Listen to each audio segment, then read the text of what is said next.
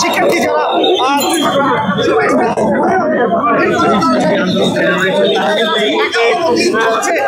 এই দিনে এসে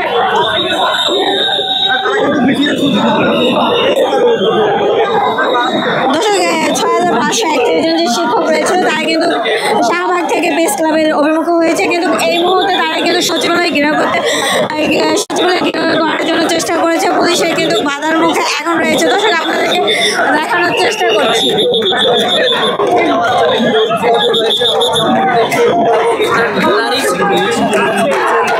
পুলিশ কিন্তু নারী শিক্ষকদের সাথে কথা বলার চেষ্টা করছেন এবং নারী শিক্ষকরা কিন্তু পুলিশ এবং নারী শিক্ষক কিন্তু মুখোমুখি রয়েছে। দর্শক